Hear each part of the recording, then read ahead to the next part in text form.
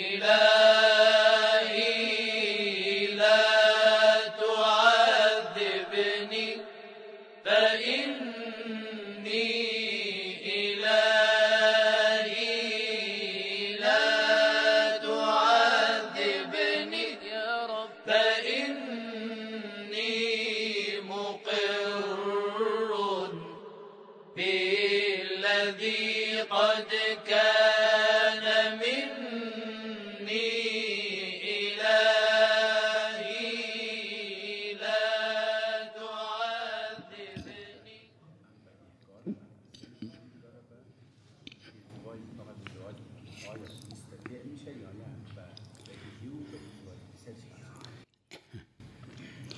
أعوذ بالله من الشيطان الرجيم. بسم الله الرحمن الرحیم. استطاعت میں معیار قرآن کریم میں بیان نہیں ہوا ہے. قرآن نے صرف استطاعت کا لفظ استعمال کیا. روایات بھی اسی طرح من استطاع کا لفظ استعمال ہوا ہے. لہٰذا اب اس کو دیکھنا پڑے گا. اس طرح ہونا چاہیے کہ حج پہ جائے اور لوٹ کر آئے. تو جب لوٹ کر آئے تو اس کی زندگی درہم برہم نہ ہو جائے. یعنی زندگی کا جو خرچ ہے اس کا جو اس کی شان کے مطابق ہے. وہ ایک شخص ہے کہ اس کی شان یہ کہ ہر دن اس کے لیے مہمان آتے ہیں. فرض ہوتا ہے اس کے مہمانوں پر خرچ کر. ایک ہے کہ نہیں ہے اس کے گھر میں اتنا مہمان نہیں آتے یا کم آتے ہیں. خلاصہ یہ کہ اپنی حد شان کے مطابق جو اس کی زندگی اور خرچ ہے تو گھر ہے اس کے پاس زمین اگر اس کو بیچ دے اگر اپنی شان کے مطابق اس کے پاس پیسہ بچتا ہے کہ وہ حج بھی کر لے اور اپنی شان کے مطابق زندگی گزار لے تو وہ مستطیع حج کرے. یہ استطاعت کے میں عربے میں موجود ہے یہ مسئلہ اور تقریباً تمام فقہا نے اس کو قبول کیا ہے.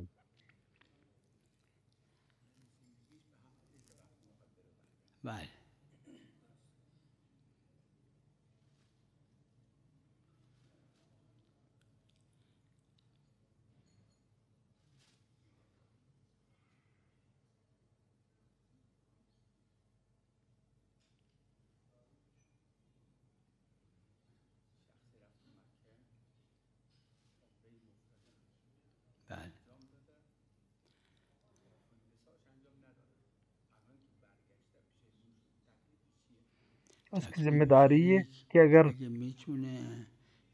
حرج اور ضرر کے بنا واپس لوٹ سکتا ہے تو طواف النساء کرے. لیکن اگر نہیں جا سکتا ہے یا حرج و ضرر ہے کسی کو نائب بنائے فون کرے مکے میں اس کے لیے طواف النساء کو انجام دے دے اس کی نیابت میں.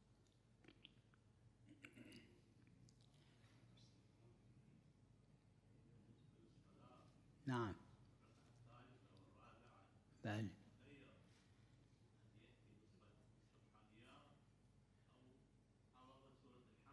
نعم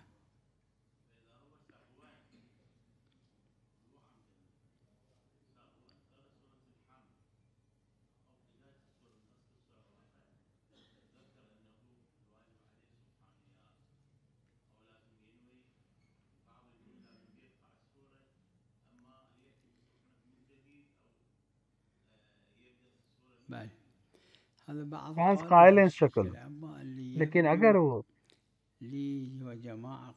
اس سے کیونکہ وہ مخیر ہے سورہ حمد اور تسبیحات میں تو تسبیح کے بیچ میں ہمیشہ وہ تسبیحات پڑھتا ہے لیکن اس نے سورہ حمد پڑھ دی کوئی حرج نہیں پڑھ سکتا. تجدید کی ضرورت نہیں ہے کیونکہ شرعاً مخیر ہے چاہے سورہ حمد پڑھے چاہے اس نے مثلا برعکس کیا مثلا ہمیشہ سورہ حمد پڑھتا تسبیحات پڑھ دی تسبیحات پڑھتا تو سورہ حمد پڑھ دی کوئی حرج نہیں. البتہ کچھ جماعت نے اشکال کیا ہے لیکن میری نظر میں اشکال کی ضرورت نہیں ہے یہاں پہ.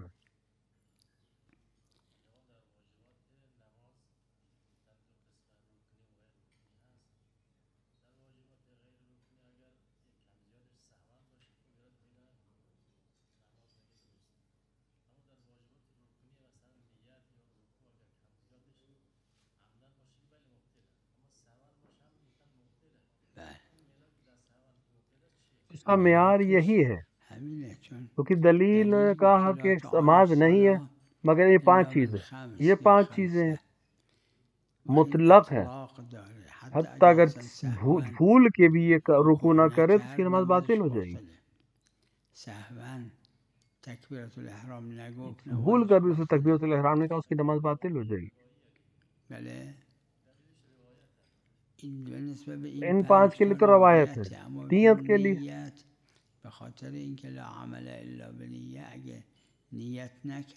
اور نیت کا مسئلہ یہ ہے کہ کوئی بھی عمل بغیر نیت کے نہیں ہے، تو اگر اسے بغیر نیت کے نماز پڑھ رہا ہے تو پھر وہ کیا کر رہا ہے؟ جب نیت ہونا ضروری ہے، ظاہراً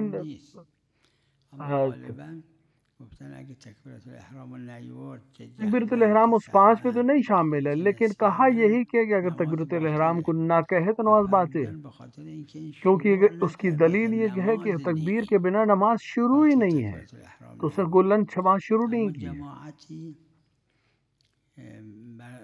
بعض نے کہا، اور میرا نظریہ بھی یہی ہے کہ اگر معذور تھا تکبیرۃ الاحرام نہ کہنے میں، جیسے کہ جاہل تھا،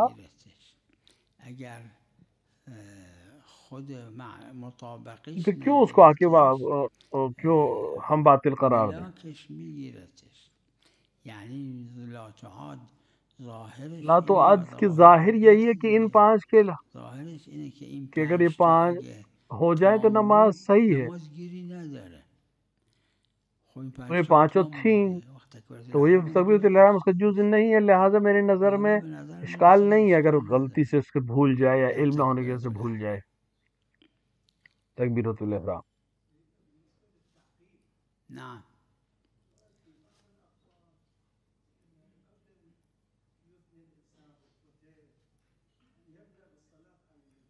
صلی اللہ علیہ وسلم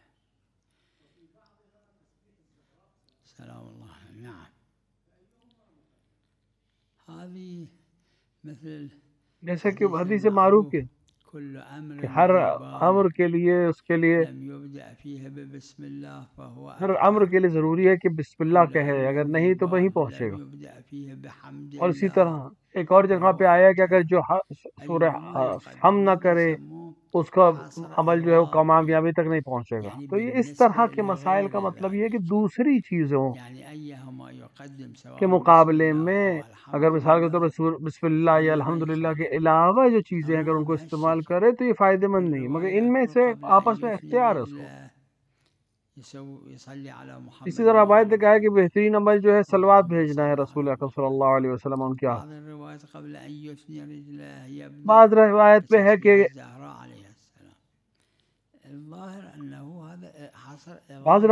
کہ اپنا پیر اٹھانے سے پہلے یا کرو بدلنے سے پہلے تسبیح جناب زہرا شروع کر دو۔ میری نظر میں یہ نسبت اضافی ہے، چاہے انسان تسبیحات زہرا کو پڑھے چاہے صلوات کو پڑھے، یہ دونوں مقدم، باقی تعقیبات پہ یہ مقدم ہے۔ یعنی جناب زہرا کی تسبیح پڑھنا سے منسوب تسبیح کو پڑھنا صلوات پر مقدم نہیں ہے، باقی چیزوں مقدم ہے، اور اسی طرح صلوات مقدم ہے تمام جناب زہرا کی تسبیح کے علاوہ ہر چیز پر، تو یہ دونوں میں آپس میں اختیار ہے، کیونکہ ہمارے پاس ان دونوں کی آپس میں مقدم و مؤخر کی تو ہمارے پاس دلیل نہیں ہے، تو ان دونوں میں اختیار ہے، ہمیں ایک تیسری دلیل کی ضرورت پڑے گی تاکہ کسی ایک کو ہم مقدم کرنے کی دلیل ہو، لہذا مخیر ہے انسان۔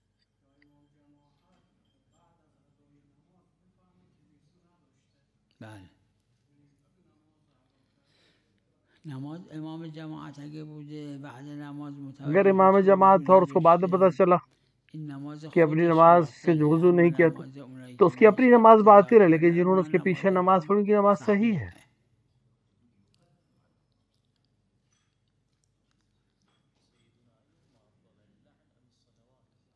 بعض روایات کہ لعن افضل ہے، استفاد یہ ہے کہ مطلب بہت سی روایت جو منسوب ہے جناب معصومین علیہ السلام سے کہ لعنت افضل ہے صلوات کے مقابلے میں۔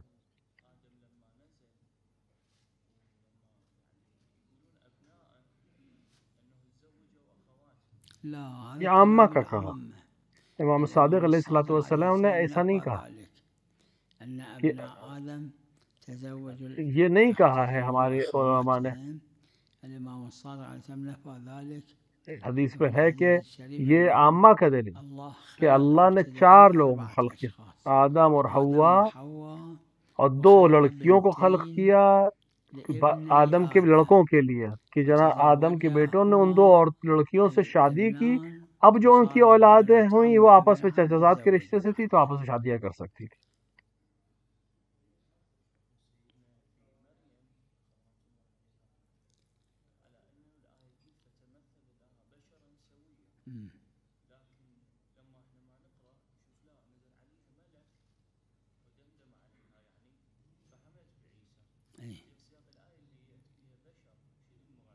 یعنی بے شکل، یعنی شکل بشر میں ملک آیا تھا، کیونکہ ملک تمام ملک جو ہے تمام شکلوں کو اختیار کر سکتا ہے سوائے کتے کے اور سور کے، اجلکم اللہ. تو خداوند عالم نے جب جناب انسان کی شکل میں ملائک کو بھیجا جناب مریم، لیکن یہ فرد جو بھی گیا تھا یہ جناب مریم کو اس نے مس نہیں کیا، صرف اس نے دم کیا روح کو. نعم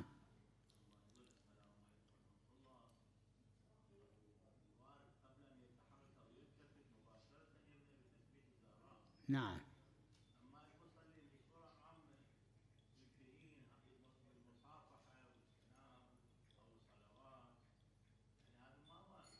اما الصلاة واردة اما المصافحة ہاں صلوات جو ہے وہ تو وارد ہے، لیکن ظاہرا مینافی لیکن مصافحہ اور دیگر چیزیں جو منافات نہیں رکھتی ہیں علی کل حال.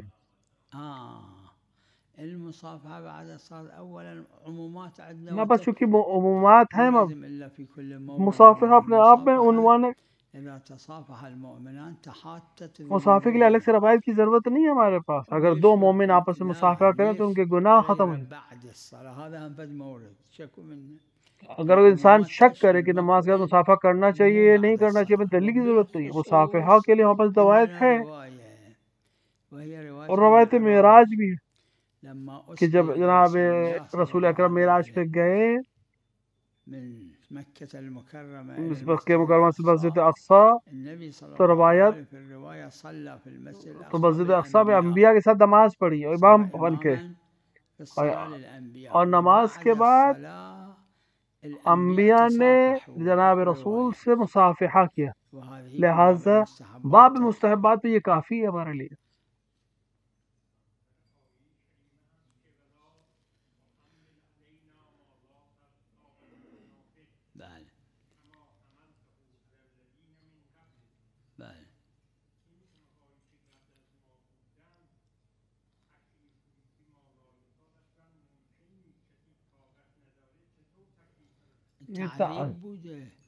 عذاب تھا جیسے جہنم.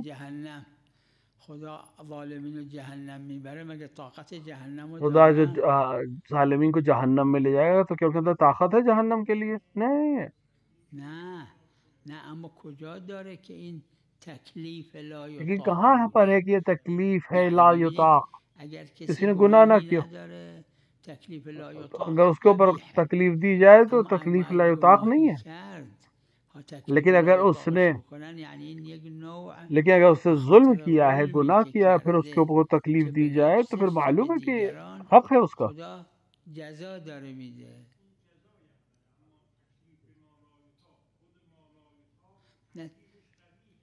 تکلیفش قبیح بخاطر کسی که اس کی مستحق تکلیف کافی صحیح کہہ رہے ہیں آپ، لیکن اس کے لیے جس کو مستحق نہیں. آیه که نداره این مستحق آیت میں تو نہیں کہا یہ مستحق نہیں تھے عذاب کے.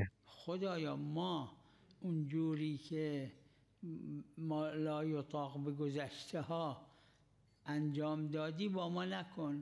خدا چونکہ عادل ہے لہذا مستحق کے علاوہ کسی کے لیے کوئی عمل انجام نہیں دے. بس یہ مستحق. میخوایم بگم خدایا اگه مستحقم باشیم تکلیف لا یطاق. ہم کہہ رہے چاہتے ہیں کہ اگر ہم مستحق بھی ہوں تب بھی ہمیں ہم پر تکلیف اس چیز کی تکلیف نہ کرے جس کی ہم طاقت نہیں رکھتے.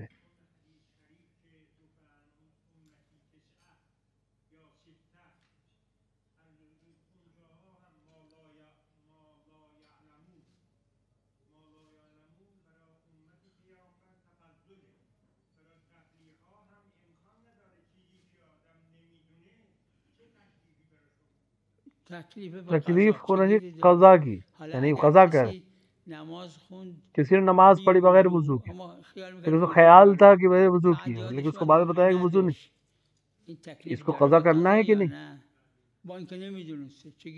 جبکہ یہ نہیں عقوبت اشکال رکھتی ہے۔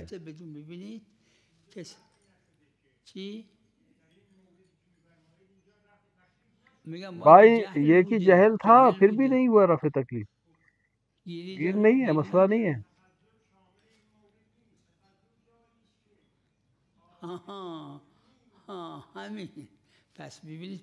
دیکھیں وہاں مسئلہ نہیں تھا، عرض ایک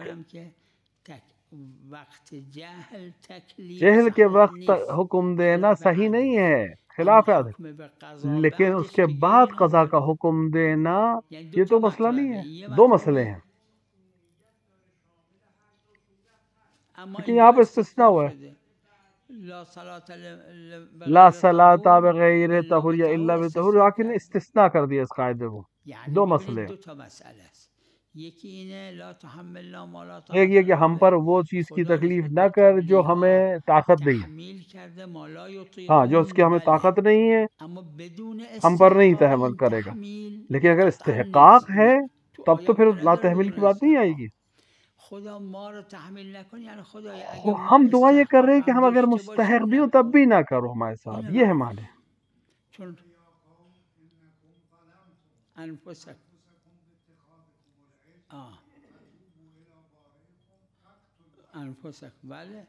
بالکل، کیونکہ استحقاق ہو گیا ہے، مستحق ہے، آیت تو نہیں ہے۔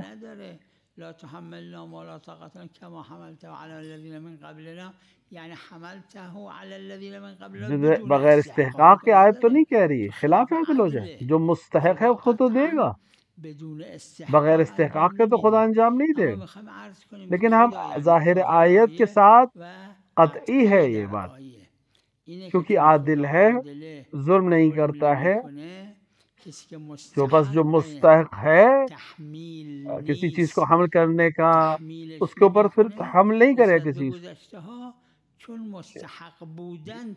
گزشتے میں، اگر ماضی میں اگر ان کے اوپر کوئی چیز حمل کی گئی تو حتماً مستحق تھے، یہی عدالت ہے۔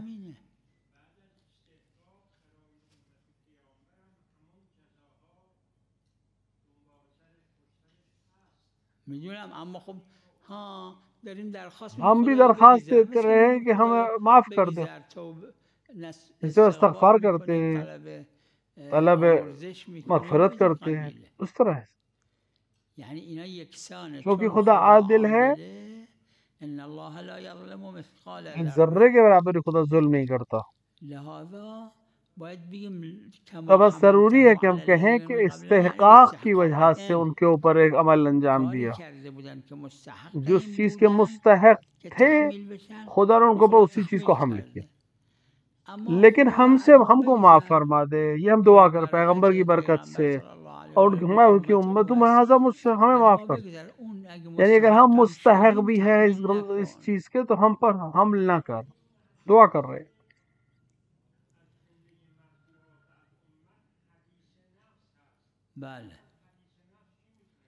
روایت میں بعض روایت میں حدیث نفس کے سلسلے میں مثلا دل میں سوچتا ہے کہ میں فلاں گناہ کروں، خدا ملائک سے کہتے ہیں کہ جب تک گناہ نہ کرے تب تک نہیں لکھنا، دل میں سوچا اس نے، لیکن دنیا میں اگر پتہ چل جائے کہ یہ سازش کر رہا تھا قتل کر دیتے۔ صدام کے زمانے میں نے دیکھا یہ فلاں شخص چاہتا تھا سازش کر، لہٰذا اس کو پھانسی دے دی۔ بغداد اور کاظمین سے کربلا نجف کے لیے جائے تو راہ سیدھے ہاتھ پہ ام الطبول کہتے ہیں جہاں، یہاں پر جس وقت ہم عراق میں تھے اپنے کچھ ساتھیوں کو یہاں پر پھانسی دے دی، کیونکہ کہا گیا کہ یہ چاہتے تھے، کہہ رہے ہیں کہ اگر حدیث نفس کا مطلب انسان اگر اپنے دل میں سوچے کہ میں گناہ کروں گا، یہ سوچنا برا ہے لیکن خدا اس کے اوپر سزا نہیں دیتا، طے کیا اسے گناہ کرے گا لیکن کیا نہیں، این حدیث تو روایت داره به خدا خدا ملائک سے کہتے ہیں نہ لکھو اس کی نیت کو. من یادم نیست این تو این روایت نداره که در امت قبل بوده. بائب میں نہیں ہے کہ پچھلی امتوں کے لیے ایسی چیز تھی یا نہیں تھی. همین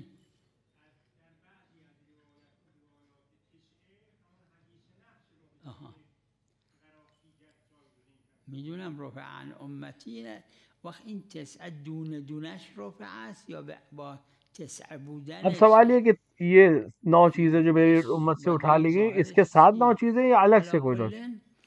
کلن حدیث کے نص کا مطلب کہ وہ انسان جو اپنے دل میں معصیت کو گناہ کی نیت کرے خدا ملائک سے کہتا ہے نہ لکھو. اگه تصمیم گرفت گناه کنه جب تک گناہ نہ کرے نہ لکھ دے. اگه گناه هم کرد بعض اور گناہ بھی کر لے تب بھی کچھ گھنٹے تک بس روایت میں اختلاف ہے کہ ابھی بھی نہ لکھو مگر یہ کہ توبہ کر لے. تب بھی توبہ نہ کرے تب لکھنا. وہ خاص روایت ہے وہاں کہ خدا اس کو معاف کر دے.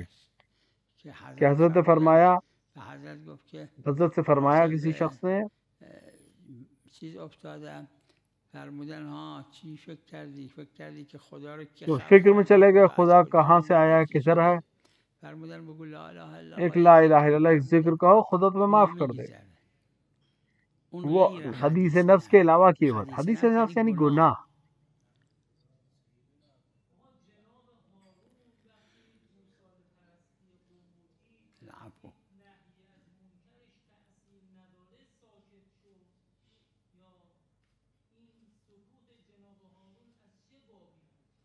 همین چیز داره آیت میں آیا ہے همین یعنی چیز بشن اینا یعنی اینا دو دسته یعنی یہ کہ دو مل کر مجھے نقصان پہنچاتے. حضرت هارون دید تزاحمه بخواد نهیشون بکنه یهو دو دسته‌ای میشن که اونم خودش کاره. یعنی جناب ہارون کے لیے مسئلہ تھا کہ یہ 2 ٹکڑوں میں بٹ جائیں. 2 امر کے بیچ میں ہمارے لیے مسئلہ آتا ہے. 2 واجبات کے بیچ میں آ گیا مسئلہ آ گیا جناب ہارون کے لیے اور ہمارے لیے بھی آتا ہے کہ اگر ہم یہ کریں گے تو 2 ٹکڑوں میں بٹ جائے گی امت. نہیں کریں گے تو یہ حال ہے. لہٰذا اہم و مہم کو اختیار کرتے.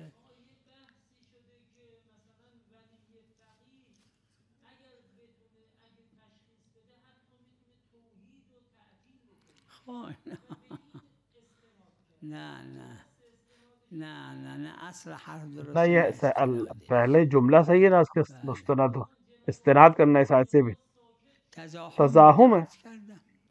چون خودش تو آیه داره که انی خشیت ان تقول فرقت بین بنی اسرائیل تزاحم بوده. حضرت ہارون نے دیکھا کہ میں کچھ کہوں گا تو 2 ٹکڑوں میں بٹ جائے گا. 2 حکم بانٹنا امت کا برا وقت در این تزاحم این که دو دسته‌ای نشه تاکہ 2 ٹکڑوں میں نہ بٹے. لہٰذا خاص چون پیشش محرز ان کے لیے ثابت نہیں تھا کہ یہ اہم ہے یا وہ اہم.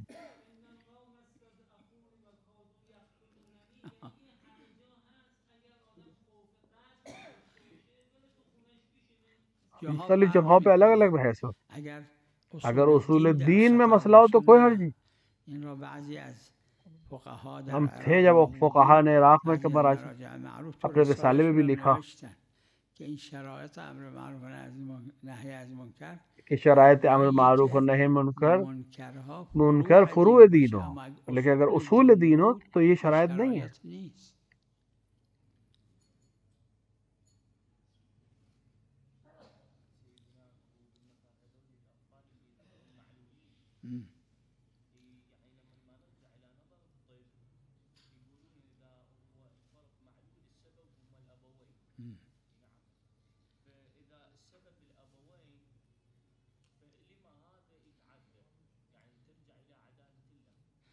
عذاب بالدنيا الله إذا يبدله بنعمة أكثر بالآخرة. ہو سکتا ہے کہ اللہ کسی نعمت کو بہتر چیز سے بدل دے. واحد ثاني قال له إذا اللص أجي باق بيتك أنا ضعف ما باق أنطيك. هذا لو اللص يبوق يفرح يوم. کوئی انسان کہے کہ اگر اس سے کوئی چوری کرے کوئی کہے کہ اگر تمہاری چوری تو میں اس سے زیادہ تمہیں دوں. تو اگر کوئی چوری کرے تو یہ آدمی خوش ہوگا کہ نقصان ہوگا؟ خوش ہوگا. دیکھیں خدا ان عالم کہتا ہے میں دنیا میں تمہیں پریشان اگر ہوگے تو آخرت میں تمہیں عظیم دوں گا. الإشكال من الأبوين عن جهل أيضا بالأبوين. یہاں پر اشکال ہے، إشكال منهم يعني مو گناہ نہیں ہے، تو الأبوين مو عاصين. گناہ نہیں ہے، وبالنسبة إلى هذا الله اس کے يعوض. سلسلے میں خدا ان کو بدل دے. الإمام أمير المؤمنين صلوات الله عليه قال مرارة الدنيا حلاوة. امام علی علیہ السلام نے فرمایا دنیا کی تلخی آخرت کی حلاوت ہے. اس کو میرے ذہن میں نہیں ہے کہ کس طرح سے جزیات ہیں اس.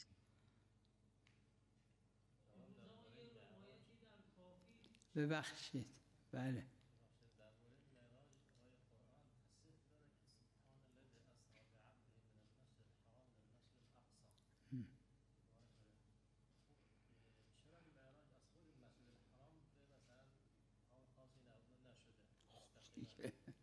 چون مسجد اقصی کیونکہ خدا کے نزدیک مسجد اقصی بھی ایک اہمیت رکھتی ہے اور مسجد الحرام بھی اس طرح. بعض میں کہ مسجد کوفہ سے گئے ہیں، اس کے بعد کوفے آئے، مسجد کوفہ سے گئے ہیں. قرآن نے سب کو بیان نہیں کیا ہے، ایک خاص چیز کو بیان کیا ہے، سب کو نقل نہیں کیا ہے کل جریان. اب تو بہت اہم چیز ہے. بله بله بله بله بفرمایید.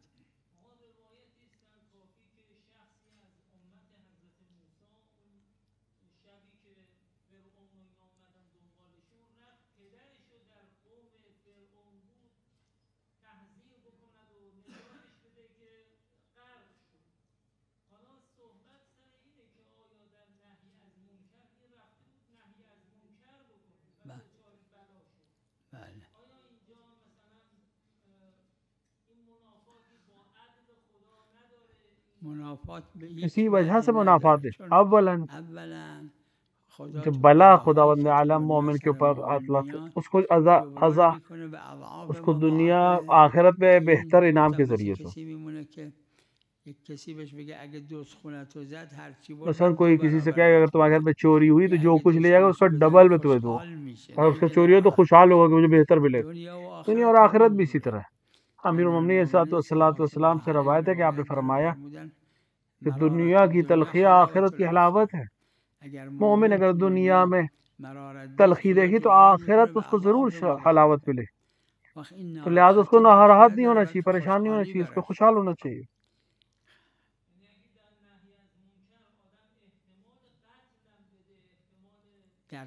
فروع میں نہیں، کیونکہ وہاں پہ اہم اور مہم کا مسئلہ ہے. فروعات دین میں نہیں ہے.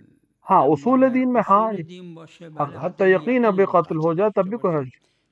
بعض روایات میں ہے اور بعض رسالے میں بھی راج گزشتہ کے ہے کہ اگر اصول دین پر خطرہ ہو، اگر علم بھی ہو قتل پہ، انبیاء کیوں قتل کرتے؟ ائمہ علیہ السلام کاہے کے لیے قتل کیے گئے؟ ان چیزوں کے لیے قتل ہو، اور علم بھی رکھتے تھے اپنا قتل.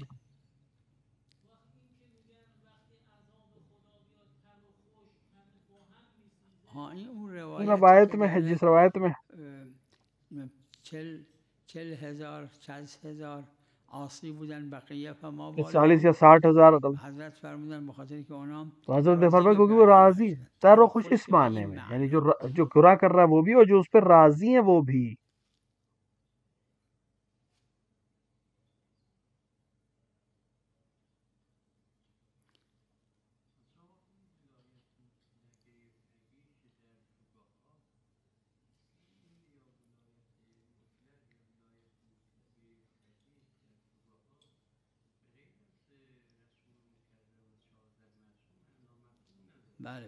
ویسے ہی جیسے آپ کر بات جو بحل اختلاف بحث وہ ولایت عامہ کی بات ہو رہی ہے. شیخ انصاری نے مقاصد پہ بیان کیا ہے جو خود بھی اس کو قبول نہیں کرتے، اس کو عام کہتے ہیں. صلی اللہ علی محمد و علیہ وسلم.